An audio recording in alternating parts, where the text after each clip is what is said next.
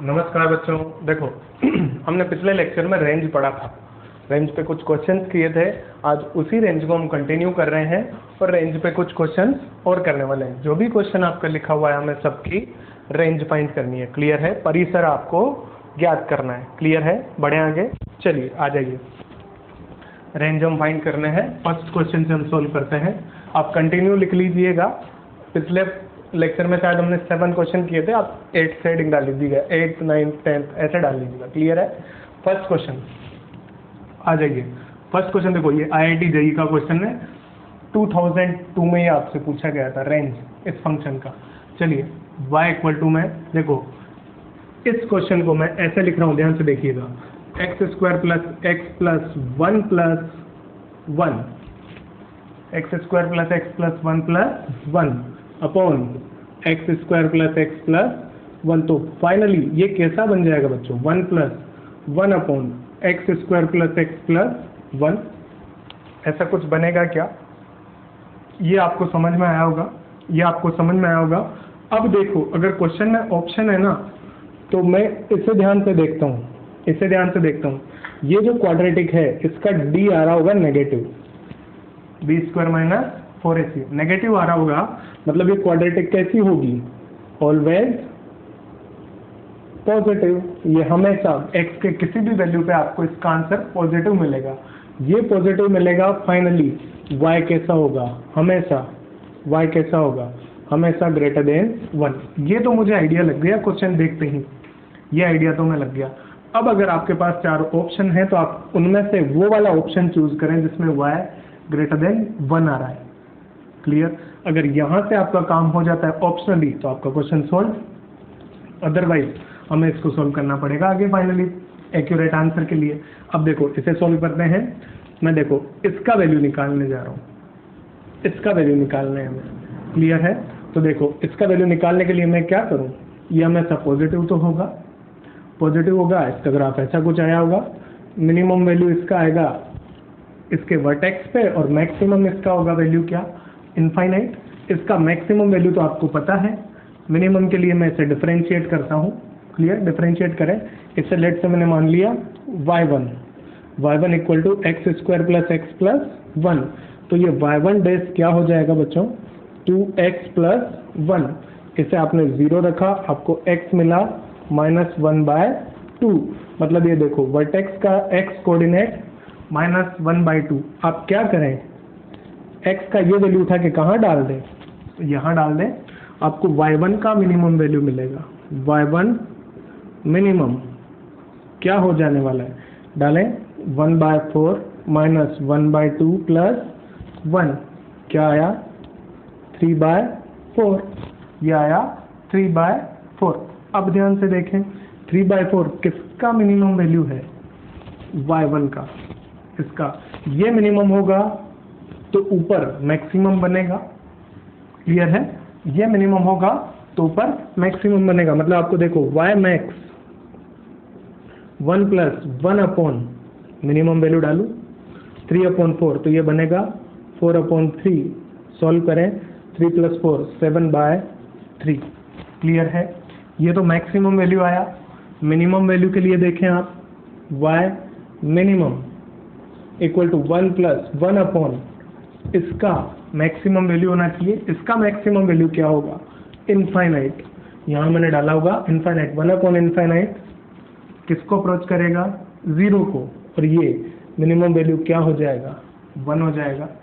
Minimum value क्या हो जाएगा बच्चों? 1 हो जाएगा। ये बात समझ में आ रही है आपकी? Minimum value 1। पर देखो 1/∞ एग्जैक्टली 0 नहीं लेते हम, टेंडिंग टू 0।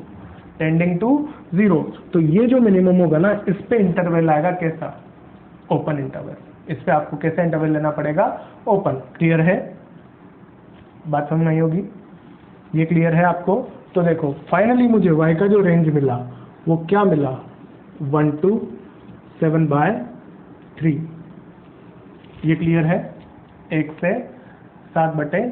क्लियर है? आप चाहें तो यहाँ पे आपको हो सकता है आपको क्लोज भी मिल जाए ऑप्शनली। क्लियर है? बढ़े आगे। नेक्स्ट, इसी को सोल्व करने का दूसरा तरीका, एक और मेथड में ले रहा हूँ। इसी क्वेश्चन को सोल्व करने का दूसरा तरीका आपका, ये तो देखो ये फॉर्मेट बन गया था हमारा, इसलिए हमने ऐसा ऐसा बना के सोल्व कर दिया। बाकी जब कभी आपका ऐसा नहीं बनेगा तो आप कैसे सोल्व करेंगे? अगर मान लो ऐसा नहीं बनता है तो हम क्वेश्चन को कैसे सोल्व करेंगे? ये हमारा क्वेश्चन है, मैं इसे क्रॉस मल्टीप्लाई कर रहा हूँ, क्रॉस मल्टीप्लाई कर रहा हूँ। देखो क्या दिखेगा, y x square plus y x plus y equal to में x square plus x plus 2। Clear? आप इधर ले आए सभी को y के साथ एक्स एक्स स्क्वायर के साथ y minus 1 x square plus में y माइनस 1 एक्स प्लस में y माइनस 2 इक्वल टू 0। एक क्वाड्रेटिक बनी x में एक क्वाड्रेटिक बनी जहां x कैसा होगा, रियल। x रियल होने के लिए आपका डिस्क्रिमिनेंट क्या होता है, greater than equal to 0। Discriminant क्या होता है, ग्रेटर देन इक्वल टू 0। मैंने ये कैसे लिखा, ये अब आपको समझ में आना चाहिए। मैंने फंक्शन का डोमेन लिया है, x बिलोंग्स टू R, मतलब मैंने फंक्शन के डोमेन की बात की है। Clear? d greater than equal to 0। इसका d ले लेते हैं हम, y माइनस 1 का whole square minus 4 times y minus 1 y minus 2 greater than equal to 0। Clear? Greater than equal to 0। अब चलें, आ जाए, देखें क्या बनेगा। क्या करूं, यहां पे क्या लिख दें, y माइनस 1 कॉमन ले लें, y माइनस 1 और ये 4 टाइम्स, देखो minus 4y plus 8 greater than equal to 0। क्या बना होगा, y माइनस 1। क्लियर है? देखें देखें यहाँ क्या आ रहा है, ये minus 3y plus 7 greater than equal to 0। अब देखो यहाँ से मैं अगर इसे भी माइनस को प्लस बनाऊं तो माइनस से मल्टीप्लाई किया होगा, y minus 1 3y minus 7 less than equal to 0। Inequality बन गई, इनइक्वालिटी बनी है, इनइक्वालिटी बनी है। आप नंबर लाइन पे क्या प्लेस करेंगे, देखो 1 एंड 7/3 प्लस माइनस प्लस, हमें कैसा चाहिए, नेगेटिव, नेगेटिव चाहिए, मतलब फाइनली आपका आंसर ये आ रहा होगा। इक्वल टू 0 है, मतलब आपको दोनों को शामिल करना है। Finally y belongs to 1 to 7/3, ये दिखा क्या? क्लियर है? अब देखो डिफरेंस क्या आ रहा है, मैंने उस मेथड से जब सोल्व किया था तो इस 1 को हमने इंक्लूड नहीं किया था क्योंकि ये टेंडिंग टू 1 आ रहा था, ये टेंडिंग टू 1 आ रहा था, एग्जैक्टली 1 नहीं आ रहा था। क्लियर है? एग्जैक्टली 1 नहीं आ रहा था, पर यहाँ से हमें दिख रहा है कि ये 1 भी शामिल हो रहा है। तो दोनों मेथड से अलग अलग आंसर कैसे हो सकता है, बात समझ में आ रही है? अब देखें आप, मैं देखो क्या कर रहा हूँ, इस y इक्वल टू 1 को इस इक्वेशन में डाल के देखें, क्वाड्रेटिक में, यहाँ क्वाड्रेटिक में y इक्वल टू 1 डाल के देखें। जब मेरा y 1 था, मैंने y को 1 यहाँ डाला, आप देखें 0 0 क्या आया, माइनस 1 इक्वल टू 0। सेटिस्फाई कर रहा है क्या? नहीं करेगा ना। y इक्वल टू 1 इसे सेटिस्फाई नहीं करता है, इसलिए हम y इक्वल टू 1 को शामिल नहीं करेंगे। बात समझ में आ रही है? तो आप यहाँ लिखें y equal to 1 is not satisfying our equation 1, hence it is not included. y बराबर 1 समीकरण 1 को संतुष्ट नहीं करता है, इस कारण हम इसे इंक्लूड शामिल नहीं करेंगे। क्लियर है? लिखें आप, बात समझ में आई होगी आपको। y इक्वल टू 1 में क्यों नहीं लूंगा, तो यहाँ पे मेरा कैसा ब्रैकेट आ जाएगा बच्चों, ओपन ब्रैकेट। ये बात समझ में आई होगी, ये इंपॉर्टेंट है।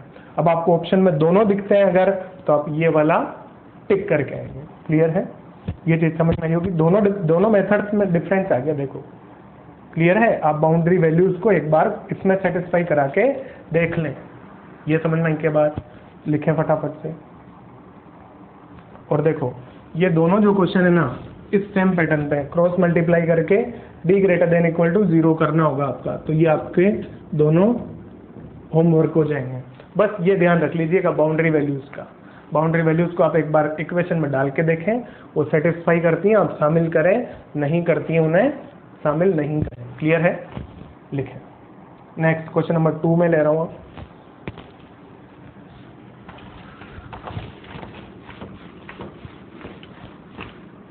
क्वेश्चन नंबर 2 देखें।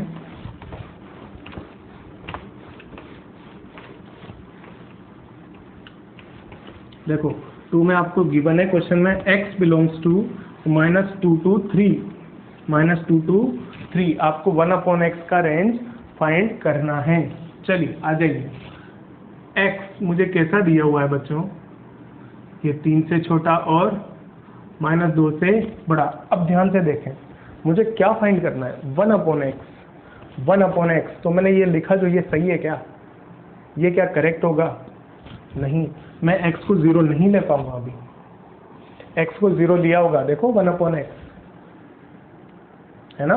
तो मैं यहाँ x को 2 इंटरवल में ब्रेक कर रहा हूँ। यहाँ से x को मैं लिख रहा हूँ, देखो -2 to 0 यूनियन 0 to 3 लिख दें, ऐसा लिख दें। इसी को मैंने लिख दिया। देखो यहाँ पे x कैसा है, ग्रेटर देन इक्वल टू -2 और x less than equal to 3। ये समझ में आई होगी बात आपको। मैं क्या कर रहा हूँ, इसको इनवर्स, इसका इनवर्स लूंगा। इनइक्वलिटी का साइन क्या होता है, चेंज हो जाता है। इनइक्वलिटी का साइन रिवर्स हो जाएगा, -1/2 साइन चेंज 1/x क्लियर है, और 1/x greater than equal to 1/3। Finally देखो 1/x आपको कैसा दिखा होगा, -1/2 से छोटा, मतलब -∞ टू -1/2 यूनियन 1/3 से बड़ा 1/3 टू इनफाइनाइट। क्लियर है, बात समझ में आई होगी। नेक्स्ट सेकंड क्वेश्चन आपका कंप्लीटेड है, क्लियर। थर्ड क्वेश्चन ले रहे हैं, थर्ड क्वेश्चन देखें।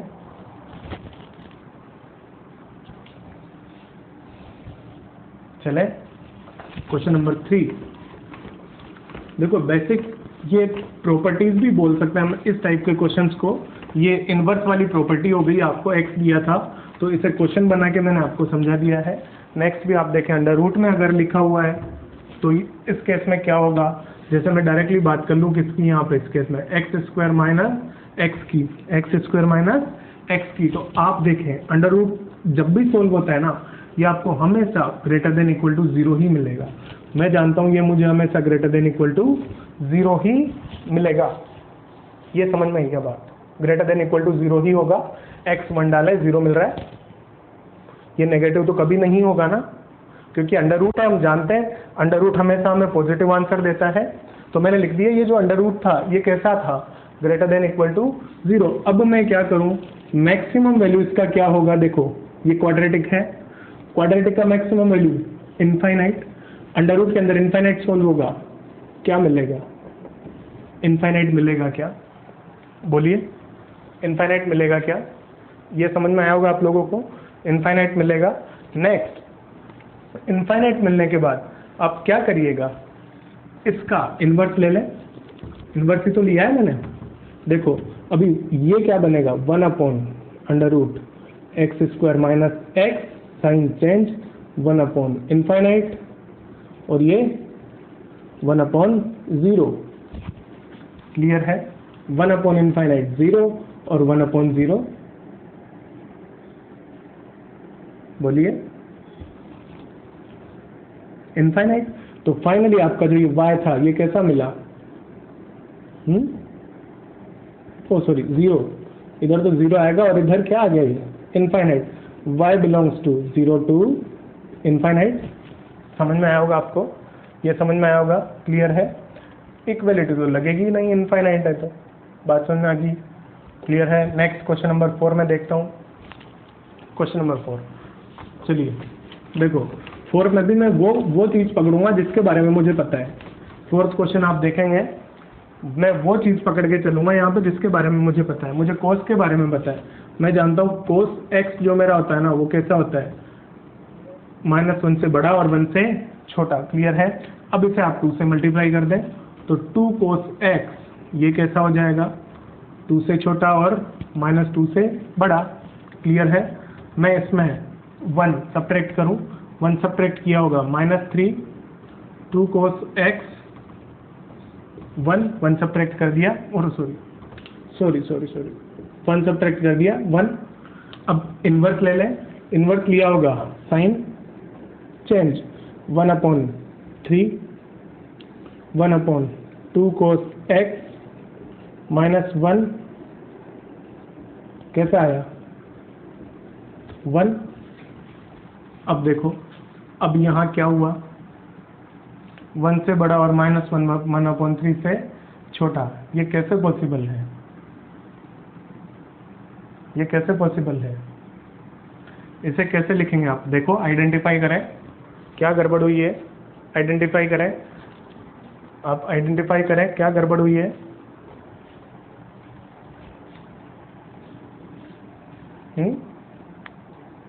आया समझ में, नहीं आया, चलिए देखो लिखते हैं, मैं दोनों को नंबर लाइन पे प्लेस कर दूं 1/3 और 1, मुझे क्या लेना है इससे छोटा और इधर बड़ा, यही चाहिए क्या, तो आप क्या लिख पाएंगे, देखो ये y था, y belongs to -∞ to -1/3 union 1 to ∞। Clear हुआ, ये क्लियर हुआ, कंफ्यूज नहीं होना है, बहुत आसान सी चीज़ें लिखी हुई है, आप अगर नहीं आता है तो आप नंबर लाइन पे प्लेस करके बनाएं और क्लियर करें। क्लियर है। नेक्स्ट क्वेश्चन नंबर 5 और 6 आपके हो गए होमवर्क, क्लियर है। इसे लिखे, मैं आगे क्वेश्चंस ले रहा हूँ, लिखे, बढ़े आगे आ जाए। देखो क्वेश्चन नंबर 7 में देखूँ, मुझे 2 अंडर रूट दिख रहे हैं, 2 अंडर रूट हमें दिख रहे हैं, हम इन्हें सॉल्व नहीं कर पाएंगे, इसलिए मैं क्या कर रहा हूँ 7th क्वेश्चन में दोनों साइड स्क्वायर कर रहा हूँ, स्क्वायरिंग बोथ साइड। आपको क्या दिखेगा, y square equal to x minus 1 plus 5 minus x plus में 2 under root x minus 1 under root 5 minus x, ऐसा कुछ मुझे मिलेगा क्या।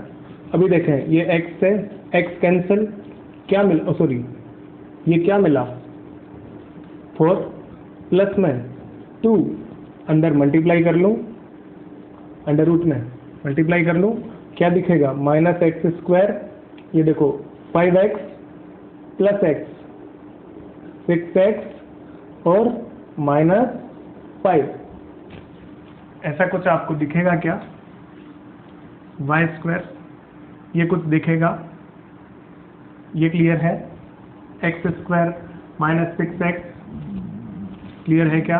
अब मैं क्या करता हूँ बच्चों, इसे हम परफेक्ट स्क्वायर बनाने की कोशिश कर रहे हैं, इसे हम परफेक्ट स्क्वायर बनाने की कोशिश कर रहे हैं। 4 प्लस 2, देखो मैंने क्या किया होगा, अंडर रूट के अंदर माइनस में कॉमन लेता हूँ, इसमें से और इसमें से, तो ये दिखेगा x square plus sorry x square minus 6x plus 5, ऐसा लिख दें, अभी ऐसा लिख दें। अब देखो मैं इसे परफेक्ट स्क्वायर जब बनाऊंगा, मुझे यहाँ लिख रहा है 6, तो मैं इसमें +1 और -1 करता हूँ, +1 -1 6 नहीं, +1 -1 से नहीं होगा, ये 3 का स्क्वायर +4 9 चाहिए आपको, +4 और -4 करें आप। अब देखें x square plus 3 square minus 2 × 3x 2ab, अभी बना क्या, तो 4 + 2 अंडर रूट, ये माइनस है बाहर, क्या बनेगा देखो, ये x माइनस 3 का होल स्क्वायर और माइनस में क्या आ गया 4।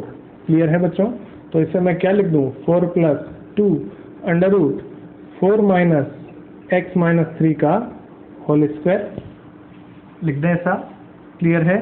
अभी देखो ये अंडर रूट में है, हम जानते हैं जो भी क्वांटिटी, अभी पिछला क्वेश्चन किया था हमने under root x square minus 1 वाला, ये अंडर रूट होगा, ये ग्रेटर देन इक्वल टू 0 होगा, ग्रेटर देन इक्वल टू 0 होगा। जब ये 0 होगा तो इस y का जो वैल्यू आया होगा वो क्या आया होगा 4। क्लियर है, ये देखो हम जानते हैं ये जो होगा हमेशा ये कैसा होगा, ग्रेटर देन इक्वल टू 0, इसका मिनिमम वैल्यू। क्लियर है क्या, मिनिमम वैल्यू समझ रहे हैं आप, इसका minimum value greater than equal to 0। तो मैंने जब इसको 0 डाला होगा, मुझे y स्क्वायर का क्या मिला होगा, मिनिमम वैल्यू, वो क्या होगा 4। क्लियर है, ये जब 0 होगा तो ये क्या होगा y स्क्वायर, देखो 0 × 2 0 + 4 4। अब मैं बात करूँ y स्क्वायर मैक्स, वो क्या होगा, इसका मैक्सिमम वैल्यू, इसका मैक्सिमम वैल्यू कब मिलेगा? देखो 4 माइनस समथिंग लिखा हुआ है, 4 माइनस समथिंग, अगर ये 0 हो जाए तो ये 4 मिलेगा क्या? x इक्वल टू 3 पे x इक्वल टू जब 3 रहा होगा ये अंडर रूट क्या बना होगा? 4 रूट 4 इंटू 2, 4 प्लस 4 8, मैक्सिमम आया 8। अभी ये किसका आ रहा है? ये किसका आया? वाई स्क्वायर का। तो y का क्या हो जाएगा? देखो y का मिनिमम वैल्यू 4 था, अंडर रूट लिया होगा 2, 8 था, अंडर रूट लिया होगा 2 रूट 2। क्लियर है? ये आपका आंसर। क्वेश्चन समझ में आया होगा। रेंज पे क्वेश्चन थोड़े अच्छे लेवल के आते हैं भाई। आप देखें, मैं हर वैरायटी आपको दिखा रहा हूँ, मैक्सिमम क्वेश्चन आपको बोर्ड पे करवाऊंगा, है ना? तो आप देखें, लिखें। क्लियर है? नेक्स्ट क्वेश्चन ले रहे हैं। नेक्स्ट क्वेश्चन फिर से अंडर रूट में है, फिर से मैं परफेक्ट स्क्वायर ट्राई करूंगा। यही वाली चीज़ आ गई सेम, है ना? ये अंडर रूट आया, फिर से मैं परफेक्ट स्क्वायर लेकर करूंगा। नेक्स्ट भी यही क्वेश्चन है, आपको समझ में फिट हो जानी चाहिए चीज़ें दिमाग में। लेते हैं हम नेक्स्ट क्वेश्चन, क्वेश्चन नंबर 8।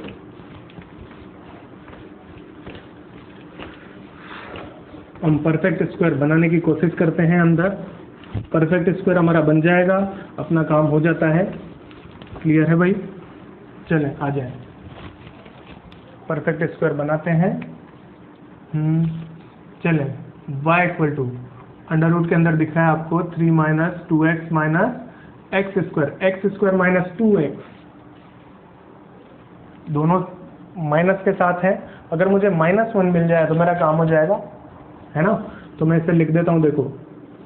देखो 3 plus 1 minus 1 minus 2x minus x square. अभी इन तीनों में से आप माइनस कॉमन ले लें तो ये x माइनस 1 का होल स्क्वायर बन जाएगा क्या? मैंने -1 कॉमन लिया होगा, ये 4 दिखेगा, माइनस x माइनस 1 का होल स्क्वायर लिख सकते हैं। आपको y डायरेक्टली दिखा भी। अब देखो मिनिमम वैल्यू देख लो, मिनिमम वैल्यू 0, y का फिर से मिनिमम वैल्यू 0 और मैक्सिमम वैल्यू ये 4, क्योंकि ये 0 बन जाएगा ना। जब x 1 होगा ये 0, 4 माइनस 0 हमेशा 4 से तो छोटा आएगा, ये तो जानते हैं अपन अंडर रूट के अंदर 4 में से समथिंग, ये पॉजिटिव है, ये पॉजिटिव है, 4 में से कुछ माइनस होना है, मतलब ये 4 से तो छोटा ही मिलेगा अंडर रूट के अंदर, है ना? तो मैक्सिमम क्या मिल सकता है? 4, और वो कब मिलेगा? जब x 1 होगा, 4 मिला होगा, यहाँ क्या आ जाएगा? 2, तो 0 2 2। क्लियर है? क्वेश्चन नंबर 8 सॉल्व हुआ आपका। लिखें, 9 ले रहे हैं। क्वेश्चन नंबर 9 हम लेके चलते हैं। 9 में अंडर रूट के अंदर भी अंडर रूट दिया हुआ है, बट ये देखें आप, ये एक डायरेक्टली परफेक्ट स्क्वायर है। ये अच्छा है, क्वेश्चन में ये चीज़ अच्छी दे दी गई है आपको कि अंडर रूट के अंदर भी अंडर रूट था, वो डायरेक्टली परफेक्ट स्क्वायर था, है ना? चलें नेक्स्ट क्वेश्चन, क्वेश्चन नंबर 9 की बात कर लें आप। y इक्वल टू, देखो अंडर रूट 1 माइनस, ये जो रूट है ना, इसके अंदर किसका स्क्वायर है? ये देखें x माइनस 3 का होल स्क्वायर, x माइनस 3 का होल स्क्वायर। अब देखो अंडर रूट के अंदर से जब भी परफेक्ट स्क्वायर बाहर आता है वो किसके अंदर आता है? मॉड्यूलस में। आप याद रखें ये किस में आएगा? मॉड्यूलस में। तो मोड x माइनस 3 बन जाएगा, मोड x माइनस 3 बन जाएगा। अभी क्लियर है क्या? यहाँ तक हम क्लियर हैं। Mode x minus 3। अब क्या किया जाए? मैक्सिमम और मिनिमम वैल्यू, मैक्सिमम और मिनिमम वैल्यू। तो मिनिमम वैल्यू तो वही आने वाला है इसका, y मिनिमम। जब ये 1 हो जाएगा, ये या तो 4 डाल दें आप या फिर 2 डाल दें, ये 4 डाल दें या 2 डाल दें। x इक्वल टू 4 और x इक्वल टू 2 पे y का वैल्यू क्या मिलेगा? 0, minimum value 0, maximum value x equal to 3 पे क्या आ गया? 1, 0 2 1। देखो आसान क्वेश्चन था, दिखने में हमें दिखता है कि कॉम्प्लिकेटेड होगा, पर 2-3 स्टेप में सॉल्व हो रहा है। अगर आपको डायरेक्टली यहाँ से ये दिखता है तो आपको आंसर डायरेक्ट टिक करेंगे आप। क्लियर है? क्वेश्चन नंबर 9 सॉल्व हुआ। 10 हम लेते हैं, आ जाए question number 10 mod sine x plus mode cos x mode दिया हुआ है। अभी देखो बच्चों, अगर ये मोड नहीं होता, मैं क्या लेता? Directly sine x plus cos x में लिख देता, तो इसका आंसर आप डायरेक्टली बोल पाते क्या? -√2 से √2, ये समझ सकते हैं कि हम a sin x plus b cos x के लिए हमने पढ़ा है, माइनस √a² प्लस b² से √a² प्लस b²। तो देखो यही बनेगा क्या। अगर डायरेक्टली ऐसा होता तो आप कर पाते, मैं वो चीज़ें नहीं ले रहा हूँ क्योंकि मैं ट्रिग्नोमेट्री में आपको करवा चुका हूँ। अब यहाँ मोड लिया, अब चलिए अब सोल्व करते हैं हम इसे। ये मोड था, ये मोड था। मैं क्या करता हूँ, दोनों साइड स्क्वायर कर दूँ, y² इक्वल टू देखो sin square x plus cos square x plus में twice of mod sin x mod cos x, यही बनेगा। ये क्या बन चुका है, 1 प्लस देखो 2 sin x cos x mode sin 2x। Clear है, ये बना किसका वैल्यू, y² का। अब बात कर लेते हैं मोड sin x की, mode sin 2x maximum value 1 से छोटा और मॉड्यूलस दिया हुआ है तो मिनिमम वैल्यू क्या होगा, 0। मिनिमम वैल्यू क्या होगा, 0 और मैक्सिमम क्या होगा, 1। ये समझ में आ गया होगा आपको, ये क्लियर हुआ होगा। ये क्लियर हुआ, y² मिनिमम जब यहाँ पे 0 डाला होगा क्या मिला, 1। y² मैक्सिमम जब आपने 1 उठा के डाला होगा 2 मिला। फाइनली आप y को क्या बोल पाएंगे, 1 2 √2, रूट ले लेंगे √2 और ये 1। क्वेश्चन नंबर 10 समझ में आया होगा। मुझे मॉड्यूलस दिखा, मैंने मॉड्यूलस हटाने के लिए स्क्वायर कर दिया, मेरा ये टर्म ऐसा बन गया। मैं इसके लिए जानता था, मैंने सिंपली इधर 1 ऐड किया, इधर 1 ऐड किया। ये देखो 1 और इधर 2 दिखा होगा, दोनों का अंडर रूट ले लिया होगा। क्लियर है, समझ में आई बात। बढ़े आगे, क्वेश्चन नंबर 11। चले 11 अच्छा क्वेश्चन है, क्वेश्चन नंबर 11 अच्छा क्वेश्चन है। देखें आ जाए क्वेश्चन नंबर 11 लेके चलते हैं। y equal to sine x upon 1 plus ten square को क्या लिखते हैं, सेक स्क्वायर। सेक स्क्वायर किसके अंदर है, अंडर रूट के अंदर। अंडर रूट से बाहर आएगा तो वो क्या बन जाएगा, mod sec x minus cos x upon cosec square, बाहर आएगा मॉड कोसेक x। क्लियर है क्या, क्लियर है।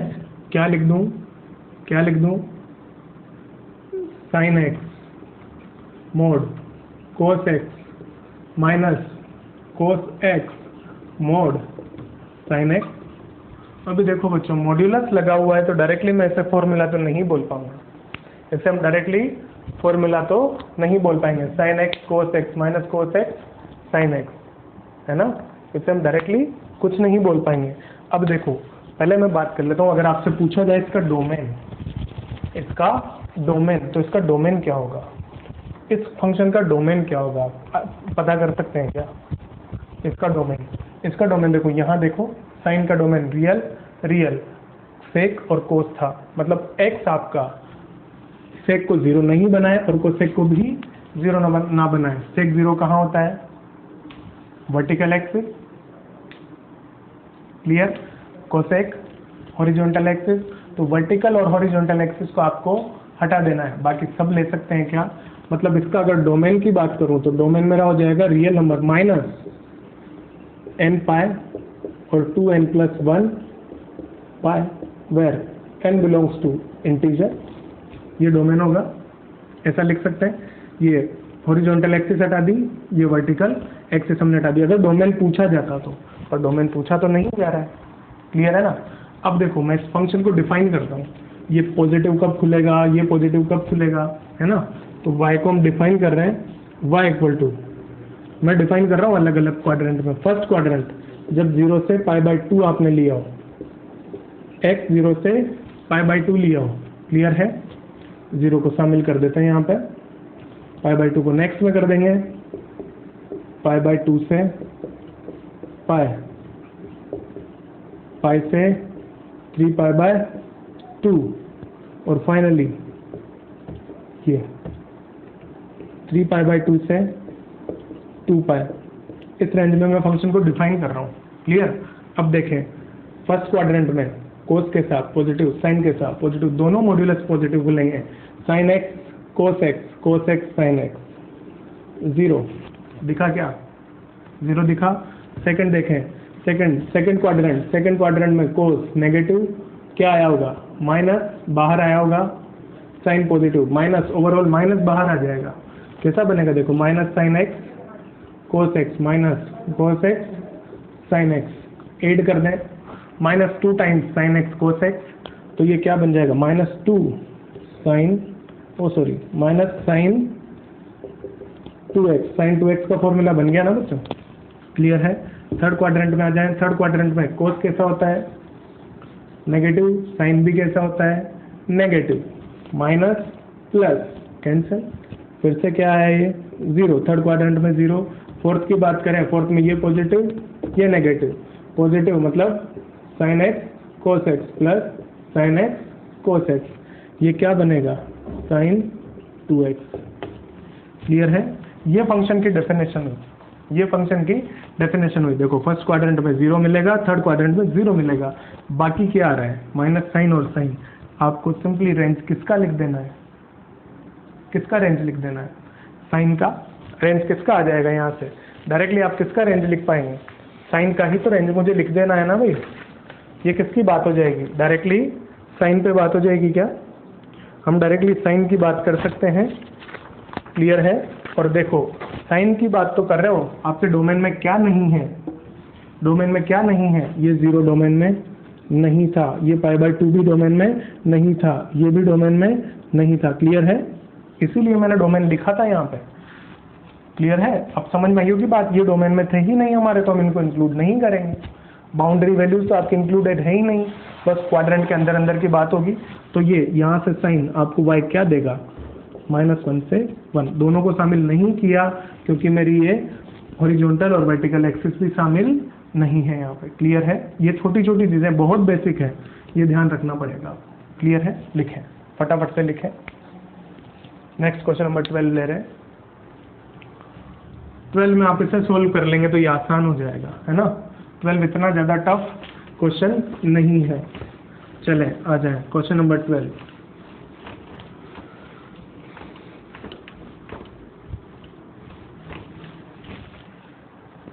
क्वेश्चन नंबर 12 लेते हैं हम।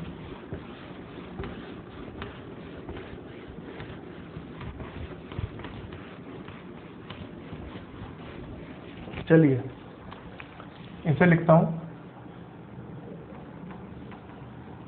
y = 5 cos थीटा प्लस में, देखिए 3 बाहर लिखा, फॉर्मूला लगा दें, cos थीटा प्लस π/3, तो क्या आया होगा? cos theta plus cos theta cos π/3 minus sine theta sine π/3, यही होगा क्या? cos A plus cos B का formula, cos A cos B minus sine A sine B। Clear है? यही होता है। तो cos π/3 का वैल्यू cos 60 √3/2, तो ये क्या आया होगा?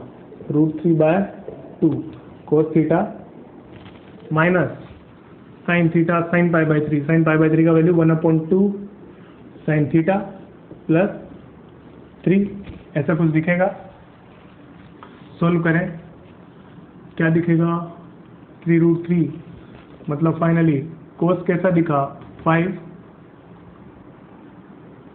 Plus 3√3/2 cos theta minus 3/2 sine theta plus 3। Clear है? अब ये कैसा दिख गया आपको? a cos theta minus b sine theta plus 3। इसका रेंज आप पता कर सकते हैं क्या? ये होगा -√a² प्लस b² से √a² प्लस b²। आप दोनों साइड 3 ऐड कर दीजिएगा, हो गया हमारा काम। कर लेंगे ये क्वेश्चन, तो ऐसा क्वेश्चन हमने वहाँ भी किया है ट्रिग्नोमेट्री में। क्लियर है? ये क्वेश्चन अब आप कर सकते हैं। ये रेंज पे आज क्वेश्चन लिया, आगे नेक्स्ट लेक्चर में भी मैं रेंज पे क्वेश्चन लूँगा। लिखें।